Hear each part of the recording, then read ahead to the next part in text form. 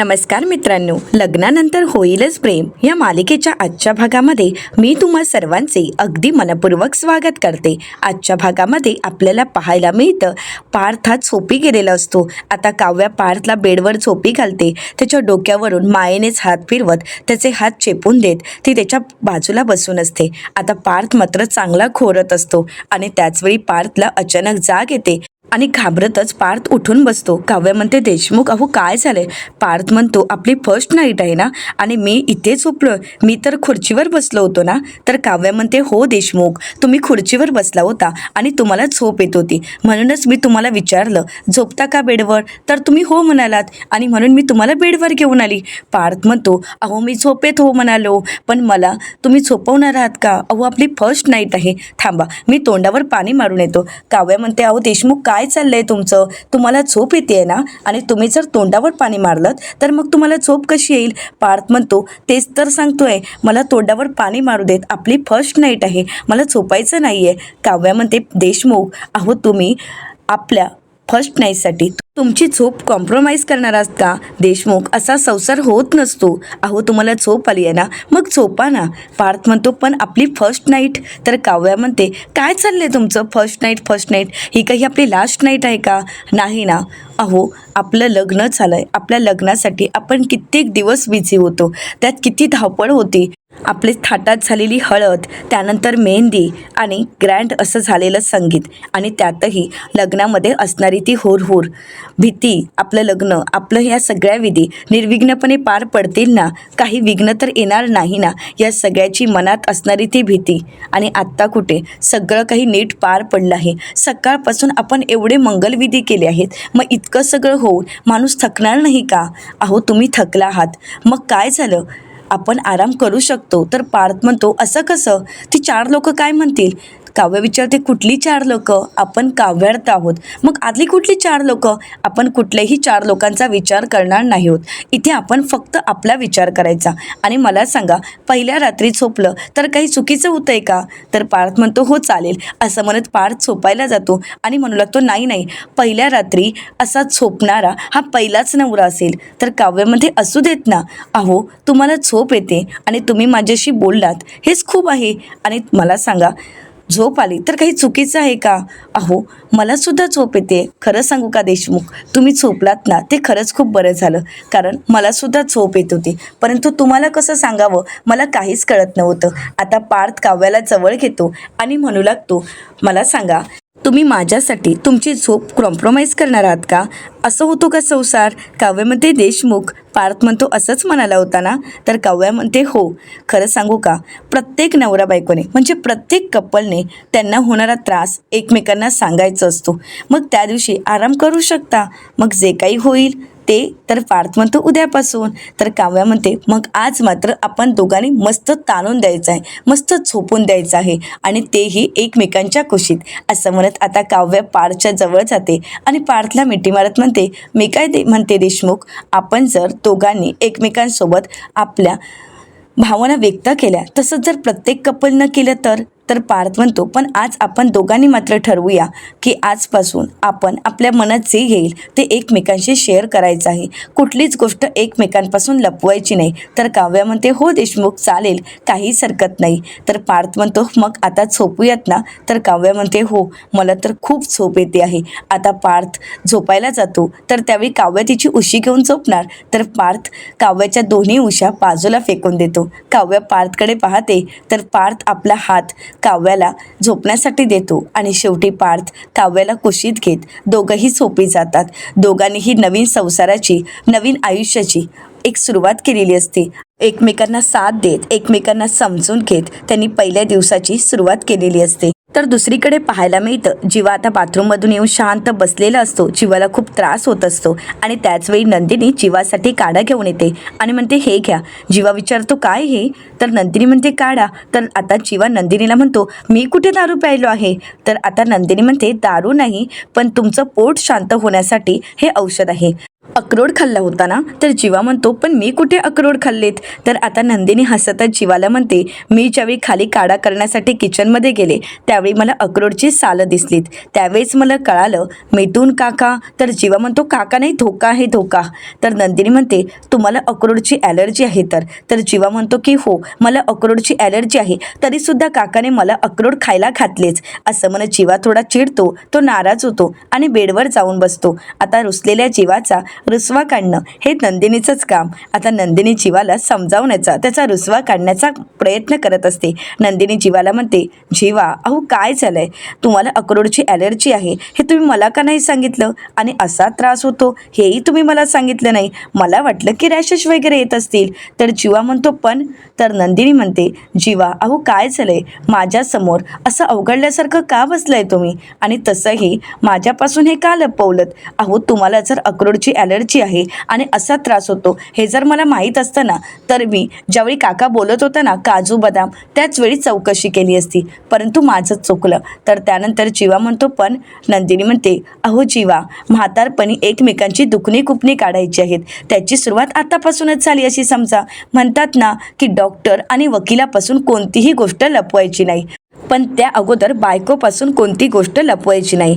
कारण बायकोच असते तुमच्या आजारावर इलाज करणारी पहिली व्यक्ती आणि वकिली म्हणून तुमची कायम बाजू घेणारी. तर आता जीवा म्हणू लागतो, हो ग खरं आहे. तर नंदिनी म्हणते, हो हेच खरं आहे की नवरा बायको एकमेकांसाठी असतात. तर जीवा म्हणतो, अगदी खरं आहे, परंतु तुम्हा बायकांची किती दुखणी असतात ग. पण तुमची ही दुखणी तुम्ही आपापसात म्हणजे बायका बायकांमध्ये शेअर करता. कारण आम्ही नवरा म्हणून तुम्हाला तो कधी विश्वास दिलाच नाही आणि देतही नाही. तुमची ही दुखणी, तुमचं हे आजार जे काही असेल ते तुम्ही आम्हाला सांगा, आम्ही तुम्हाला साथ देऊ. इनफॅक्ट आम्ही आमचे पर्सनल आणि प्रायव्हेट प्रॉब्लेम्ससुद्धा तुमच्यासोबत शेअर करत नाही. खरं तर शेअर करायला पाहिजे ना, इथेच आम्ही चुकतो. पण नाही, मी करेन ना शेअर. आणि हो, तुलासुद्धा दुखतंय खुपतंय ते सगळं काही तू मला सांगत जायचं हा. तर नंदिनी म्हणते, हो नक्कीच, पण त्या अगोदर हा काढा पिऊन घ्या. तर जीवा नंदिनीला म्हणतो, लग्नाच्या पहिल्या रात्री मला काय हवं होतं आणि काय मिळतंय असं म्हणत जरा रडकं तोंड करतो. त्यावेळी नंदिनी जीवाला म्हणते, अगोदर तुम्ही काढा पिऊन घ्या बरं. जीवा म्हणतो, खरंच नको आहे. नंदिनी म्हणते, प्यावंच लागेल, कारण जोपर्यंत तुम्ही काढा पित नाही तोपर्यंत मी तुम्हाला झोपायला देणार नाही. तुम्ही अगोदर काढा पिऊन घ्या, मग आपण झोपून देऊ. तर आता जीवा म्हणतो, नाही या, आज लग्नाची पहिली रात्र आहे आणि मला तर पूर्ण रात्र जागवायची आहे. नंदिनी म्हणते, जीवा इथून पुढच्या रात्री आपण जागवणारच आहोत, परंतु अगोदर तुम्ही काढा पिऊन घ्या. तर जीवा नंदिनीला म्हणतो, काढा पिऊन झोपायचं आहे का मी? सॉरी यार, तू किती छान मूडमध्ये होतीस आणि माझ्यामुळे तुझाही मूड गेला ना. तर नंदिनी जीवाला म्हणते, ठीक आहे ना, तुम्ही एवढा विचार का करताय त्या गोष्टीचा? तर जीवा नंदिनीला म्हणतो, पण तू किती छान बोलत होतीस आणि तुझा मूड किती छान होता. तर नंदिनी जीवाला म्हणते, हो जीवा, पण यापुढची प्रत्येक रात्र प्रत्येक दिवस माझा मूड तसाच असणार आहे आणि मी तशीच तुमच्याशी बोलणार आहे आणि प्रत्येक रात्र ही आपलीच असणार आहे आणि आपण असेच एकमेकांमध्ये विरघळून जाणार आहोत. परंतु आता या फर्स्ट नाईटचा विचार बाजूला ठेवा आणि नंदिनी स्पेशल जीवा अगोदर बरे व्हा. आणि असं म्हणत नंदिनी जबरदस्तीने जीवाला तो काढा प्यायला सांगत असते. तो काढा भरपूर कडू असतो आणि म्हणून जीवाला तो काढा पिणं जीवावर येत असतं. आता जबरदस्तीने का होईना, परंतु जीवा काढा संपवतो. तर त्यानंतर नंदिनी तिच्या पदराने जीवाचं तोंड पुसते, त्याला डोकीवर किस देत, त्यानंतर आपल्या जवळ घेत जीवाला शांत करते. कारण जीवाला होणारा त्रास नंदिनीने समजून घेतलेला असतो.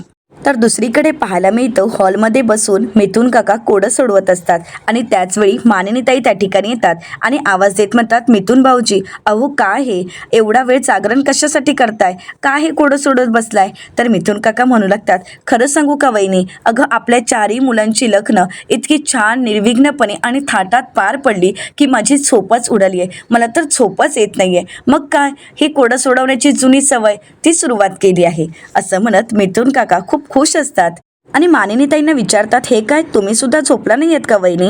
तर मानिनीताई म्हणतात, हे असंच, तुमच्यासारखं झोपच येत नाहीये, पण खरंच खूप छान वाटतंय. आपल्या मुलांची फायनली लग्न झालीत. एक वेळ अशी होती, हे चौघं पुन्हा एकत्र येतील की नाही काहीच कळत नव्हतं. अक्षरशः मी आशाच गमावून बसले होते. मला वाटलं होतं की आता माझ्या मुलांचे संसार पुन्हा एकदा जुळतील की नाही. अगदी सांगायला गेलं तर 16 डिसेंबरपासून अशाच रात्र मी जागून काढले आहेत. तर मिथून काका मानिनीताईंना म्हणतात, वहिनी पण 16 डिसेंबरचं तुम्ही बोलताय, पण त्या अगोदरपासून मला माहीत होतं. मग माझी काय अवस्था झाली हो? अहो, ज्यावेळी फार्म हाऊसवर मी हे सगळे फोटो पाहिले त्यावेळी ते सगळे फोटो जीवाने जाळायचे ठरवले होते, परंतु त्या अगोदरच जीवाने स्वतःला भाजून घेतलं आणि त्यानंतर ते सगळे फोटो तिथेच राहिले. असं म्हणत मिथून काका घडलेला सर्व प्रकार मानिनीताईंना सांगू लागतात आणि म्हणू लागतात, पण खरं सांगू का वहिनी, आपल्या घराण्याची, आपल्या मुलांची इज्जत ज्या व्यक्तीने चव्हाट्यावर आणली ना, त्याला तर मी सोडणारच नाहीये. आता मिथून काका खूप चिडलेले असतात, तर मानिनीताई म्हणू लागतात, जाऊ देत ना भाऊजी, कशाला उगाच तुम्ही चिडताय आणि कशाला उगाच रागवताय, तुम्ही तुमचं कोडं सोडवा. असं म्हणत मानिनीताई आता मिथून काकांना कसं बसं शांत करतात. तर मिथून काका म्हणतात, नाही वहिनी, परंतु आपल्या घरात एवढं मोठं कोडं पडलंय ना, ते मला सोडवायचं आहे की आपल्या घरात 16 डिसेंबर नक्की कोणी घडवून आणला.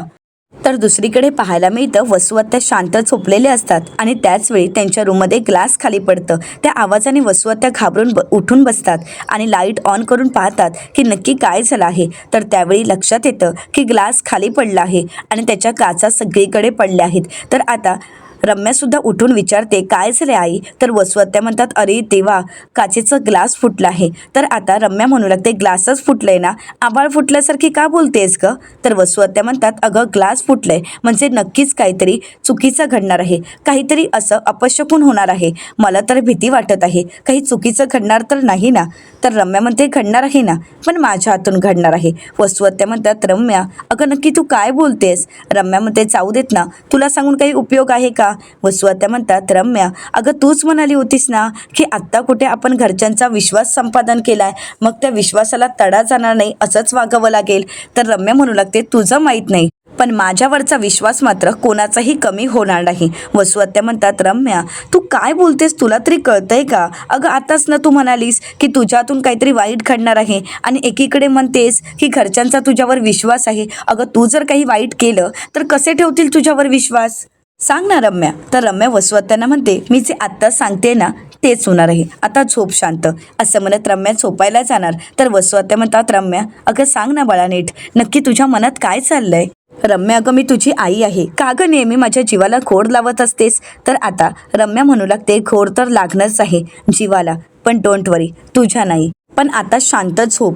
असं म्हणत रम्या पुन्हा झोपायला जाणार. तर वसुआत्या म्हणतात, रम्या अगं सांग ना बाळा, तुझ्या मनात काय चाललं आहे? अगं आपली एक टीम आहे ना? रम्या म्हणते, हे बघ, आपल्या एक टीममध्ये आपण खूप काही कारस्थानं केली, पण प्रत्येक वेळी तुझ्या टीममध्ये असताना मला फटकेच खावे लागले आहेत. पण आता मात्र मी एकटीच खेळणार आहे आणि तू मात्र बॅक सीटवर बसायचं आहे, कळालं? Good night. असं म्हणत रम्या वसुआत्यांना कोड्यात टाकते. ती काही न सांगता झोपी जाते. आता रम्या तर झोपी जाते, परंतु वसुआत्यांची झोप मात्र चांगलीच उडालेली असते. वसुआत्या म्हणतात, देवा, या मुलीच्या मनात काय चालू असतं ना, एकतर हिला माहीत, नाहीतर त्या गुरुजींना, पण माझ्या जीवाला तर धोका नाही आहे ना? असं म्हणत वसुआत्या थोड्या घाबरलेल्या असतात, परंतु रम्याच्या बोलण्याकडे दुर्लक्ष करत आता वसुआत्या झोपी जातात. तर दुसरीकडे मानिनीताईंना वसुआत्यांचं बोलणं आठवतं. वसुआत्या मानिनीताई आणि शारदाताई यांच्या समोर म्हणालेले असतात की मी काहीही केलेलं नाही, मी कोणाच्याही आयुष्यात ढवळाढवळ केली नाही, 16 डिसेंबर नंतर मी हे सगळं काही थांबवलं आहे. तर त्याचवेळी मानिनीताईंना कळालेलं असतं की 16 डिसेंबरला जे काही झालं ते सगळं काही वसुआत्यांनी केलं. तर त्यावेळी मिथून काका म्हणू लागतात, झालं तर मग वहिनी, तुम्हाला माहीत आहे, मला माहीत आहे, मग पुराव्यांची काय गरज आहे? तर आता मानिनीताई म्हणू लागतात, भाऊजी असं कसं? सगळ्या गोष्टीसाठी पुरावा तर महत्त्वाचा ठरतोच ना, मग यासाठी सुद्धा पुरावा असणं खूप गरजेचं आहे. आणि त्यातही वसुआत्यांवर आरोप करणं म्हणजे पुराव्याशिवाय कसं बोलणार आपण? तर मानिनीताईंना मिथून काका म्हणू लागतात, परंतु वहिनी अगं पुरावा कोणाला हवाय आणि कशासाठी? तुम्हाला पाहिजे, मला पाहिजे, विक्रम दादाला पाहिजे की नंदिनीला पाहिजे? सांगा ना वहिनी. अहो माझी ती लहान मुलगी पिहू, तिला सुद्धा माहीत आहे हे सगळं आहे ना, ते वसुताई आणि रम्याच करू शकतात. तर मानिनीताई म्हणतात, हो पण. असं म्हणताच मानिनीताईंना रम्याचं बोलणं आठवतं. रम्या म्हणालेली असते की मी आता सगळं विसरते आहे, आता मला मागे नाही तर पुढे जायचं आहे, तुम्ही सर्वांनी मला माफ करा, कारण मी आता सगळं विसरून तुम्हाला सगळ्यांना रम्या आता वेगळी दिसणार आहे, कारण तिने आता मूव ऑन व्हायचं ठरवलं आहे. आणि पार्थ, तुला काव्य आवडते ना, मग आता तू काव्यासोबतच तुझं संपूर्ण आयुष्य, तू तुझा सुखी संसार सुरू करायचा आहे आणि यातच मी खुश आहे. तर त्यानंतर मानिनीताईंना वसुआत्यांचे ते शब्द आठवतात. वसुआत्या नंदिनीच्या वडिलांची माफी मागत म्हणालेले असतात की मी उगाचच धनंजयला बोल लावले होते, उगाचच त्याला दोष दिला होता की यांच्या मृत्यूला धनंजय जबाबदार आहे. परंतु आता याचं मला खूप वाईट वाटत आहे, मला पश्चाताप होत आहे आणि म्हणूनच मी धनंजयची हात जोडून माफी मागत आहे असं म्हणत वसुआत्यांनी नंदिनीच्या वडिलांची माफी मागितलेली असते. आता हे सगळं आठवल्यानंतर मानिनीताई मिथुन काकांना म्हणू लागतात काही कळतच नाहीये, पण खरंच हे सगळं काही रम्या आणि वसुताईंनीच केलं असेल का भाऊजी? तर मिथुन काका मानिनीताईंना म्हणतात वहिनी का केलं नसेल असं एक तरी कारण सांगा की तुम्हाला असं वाटते की हे सगळं काही रम्या किंवा वसुताई यांनी केलेलं नाही. तर मानिनीताई म्हणतात अहो तुम्ही बघितलात ना लग्नात वसुताईंनी स्वतः माफी मागितली आणि लग्नात सगळंच काही सुरळीत चालू होतं, कुठलंच विघ्न आलं नाही, मग या गोष्टीवर आपण कसा विश्वास ठेवणार आहोत? तर मिथुन काका मानिनीताईंना म्हणतात पण हे सगळं काही लग्न ठरल्यानंतर, पण त्या अगोदर आता तुम्ही म्हणताय की हे सगळं काही वसुताईंनी आणि रम्याने केलंच नाही, मग मध्येच ते फार्म हाऊसचे फोटो या घरात आलेच कसे, कुठून आलेत? पण माझी 100% खात्री आहे की हे सगळं काही त्या दोघींनीच केलं आहे. आपण सगळ्यांनी जाऊन त्यांना जाब विचारायला हवा. पण तुम्हाला जर पटणारच नसेल तर मी तरी काय बोलणार आहे? आता चिडलेल्या मिथुन काकांना शांत करत मानिनीताई म्हणू लागतात मिथुन भाऊजी जाऊ देत, अहो आता आपण झोपूयात कारण पोरंही झोपली आहेत, उगाच सगळ्यांना जागरण व्हायला नको आणि उद्या धुळवड आहे, त्यामुळे आता सगळ्यांनी झोपून घेऊयात. आणि हो या विषयावर आपण नंतर सविस्तर बोलू, तुम्ही उगाच रागराग करू नका आणि चिडचिड करू नका असं म्हणत मानिनीताई मिथुन काकांना शांत करण्याचा प्रयत्न करतात. तर मिथुन काका मानिनीताईंना म्हणतात वहिनी या घरात हुशार तुम्ही आहात, तुम्हाला सगळं माहीत आहे, तुमच्या मनाच्या एका कोपऱ्यालाही माहीत आहे की हे सगळं काही कोणी केलं आहे, मग उगाचच भोळ्या होऊ नका, उगाचच या सगळ्यावर पांघरून घालू नका, फक्त एकदा या सगळ्या गोष्टीचा विचार करा, गुड नाईट असं म्हणत मिथुन काका तिथून झोपण्यासाठी निघून जातात. आता मानिनीताई विचार करत तिथेच थांबतात. तर दुसऱ्या दिवशी देशमुखांच्या घरी आपल्याला पाहायला मिळतं सकाळीच अलाराम होताच आता काव्याला जाग येऊ नये, तिला त्रास होऊ नये यासाठी पार्थ अलाराम बंद करतो, काव्याकडे पाहतो आणि त्यानंतर मनातच म्हणतो किती गोड दिसते ना माझी मांजर. झोपल्यानंतर खरंच खूप गोड दिसतात, परंतु उठल्यानंतर अंगावर येतात, फिसकारतात, परंतु फिसकारणं हीच तर आमच्या प्रेमाची लँग्वेज आहे असं म्हणत पार्थ काव्याकडे पाहतो आणि पार्थही झोपी जातो. तर दुसरीकडे नंदिनीला नेहमीप्रमाणे सकाळी उठण्याची सवय असते. नंदिनी सकाळी उठते, तिचं आवरून घेते आणि त्यानंतर नंदिनी तिच्या रूममध्ये येत ओले केस पुसत असते. त्यावेळी ओली केस पुसत असतानाच तिचा नकळतच लक्ष जीवाकडे जातो आणि नंदिनी मनाशीच म्हणते आज सण आहे, सगळं काही लवकर आवरून घ्यायला पाहिजे कारण नैवेद्य बनवायचं आहे असं म्हणत ती जीवाला उठवण्यासाठी पुढे जाते. आता ओल्या केसांचं पाणी जीवावर झटकत जीवाला उठवण्यासाठी नंदिनी तर पुढे येते, परंतु त्याचवेळी काव्या येते. नंदिनीच्या तोंडावर हात ठेवत तिला रूमच्या बाहेर घेऊन येते. नंदिनी म्हणते अगं वेडी आहेस का, घाबरली ना मी? तर काव्या नंदिनीला म्हणते हॅप्पी होळी ताई. आणि हो काय हे, तर नंदिनी म्हणते रंगपंचमीच्या तुलाही शुभेच्छा. तर त्यानंतर काव्या म्हणू लागते ताई अगं विसरलीस का, आज होळी आहे आणि तू आंघोळ करूनही मोकळी झाली आहेस. अगं होळीच्या दिवशी रंगांनी खेळण्या अगोदरच, रंगांनी आंघोळ करण्या अगोदरच कोणी आंघोळ करतं का, तुला कळतं का ताई, सगळं काही विसरून गेली आहेस का? नंदिनी म्हणतं अगं आज नैवेद्य बनवायचं आहे म्हणून मी आवरून घेतलं आहे. तर आता काव्या म्हणू लागते हो का, पण ते तिथे तू काय करत होतीस ओले केस झटकत? तर आता नंदिनी म्हणते ते मी जीवांना उठवण्याचा. तर आता काव्यासुद्धा नंदिनीची ॲक्टिंग करत म्हणते ते मी जीवांना उठवण्याचा. तर नंदिनी म्हणते गप्प बसा काव्या, जा आणि तू तुझ्या बोक्याला उठव. तर आता काव्या म्हणू लागते अगं आज होळीचा सण आहे, जरा त्या माझ्या बोक्याला आणि तुझ्या या जीवाला थोडा वेळ बाजूला ठेव. आणि मला सांगताई लग्न झालंय ना, पण तेव्हापासून तू मोहितेंची परंपरा विसरली आहेस. तर नंदिनी म्हणते काय झालंय काव्या, मी काय विसरली आहे? काव्या म्हणते विसरलीस ताई, अगं होळीच्या दिवशी आपण कोणाला तरी बकरा बनवतो, तेही तू विसरून गेली आहेस का? नंदिनी म्हणते हो आठवलं, तुला आठवतं का आपण बाबांना कसं फसवलं होतं? तर काव्या म्हणते मला सगळं आठवते, पण आता आपल्याला कोणाला तरी बकरा बनवायचा आहेच ना, पण आता आपल्याकडे 2 देशमुखांचे तगडे घोडे आहेत. तर आता नंदिनी म्हणते हो ना, मग आता त्यांना कसा बकरा बनवायचा यासाठी माझ्याकडे प्लॅन आहे. काव्या म्हणते खरंच? नंदिनी म्हणते हो. आता काव्यामध्ये कोणती आयडिया? तर आता नंदिनी काव्याला तिचा प्लॅन सांगू लागते आणि विचारते, आवडला का प्लॅन? तर काव्य म्हणते, हो खरंच खूप कमाल आहे तुझा प्लॅन. तर येणाऱ्या पुढील भागामध्ये आपल्याला पाहायला मिळतं, नंदिनी रूमच्या बाहेरच उभी राहते आणि म्हणू लागते, रंगपंचमीच्या खूप खूप शुभेच्छा नंदिनीचे जीवा. आता खरंच रंगपंचमीचा दिवस आहे म्हटल्यावर थोडी मस्ती तर अलाउड आहे. तर इकडे जीवाच्या हाती एक चिठ्ठी लागते. तर त्यामध्ये लिहिलेलं असतं, सण आला होळीचा, रंग चहूकडे, नद्या गेल्या परतुनी डोंगराकडे. तर आता जीवाला या शब्दाचा काही अर्थ लागत नाही. जीवा पार्थला म्हणतो की नक्की या शब्दांचा अर्थ काय असेल. तर पार्थ जीवाला म्हणतो, ही बायकं ना काय कोडं टाकतील ना त्याचा नेम नाही. तर जीवा म्हणू लागतो, कठीण आहेत या तय्यबलीच्या म्हणजेच मोहितेंच्या मुली. तर त्याचवेळी आता पार्थ शेवटची लाईन वाचतो. तर त्यामध्ये लिहिलेलं असतं की नद्या गेल्या परतुनी डोंगराकडे. म्हणजे त्या दोघांच्याही लक्षात येतं की या दोन्ही मुली खरंच पुन्हा एकदा माहेरी मोहितेंच्या घरी निघून गेल्या आहेत. आता मात्र दोघांनाही धक्का बसतो. तर आता नंदिनी आणि काव्याचा पुढचा प्लॅन नक्की काय असेल हे पाहणं अतिशय रंजक ठरणार आहे. मित्रांनो, अशाच मालिकांचे नवनवीन अपडेट पाहण्यासाठी चॅनलला नक्कीच सबस्क्राईब करा. आजचा व्हिडिओ तुम्हाला कसा वाटला हे कमेंट करून नक्कीच कळवा. आजचा व्हिडिओ जर तुम्हाला आवडला असेल तर व्हिडिओला लाईक करायलाही विसरू नका. व्हिडिओ पाहिल्याबद्दल तुम्हा सर्वांचे अगदी मनपूर्वक धन्यवाद.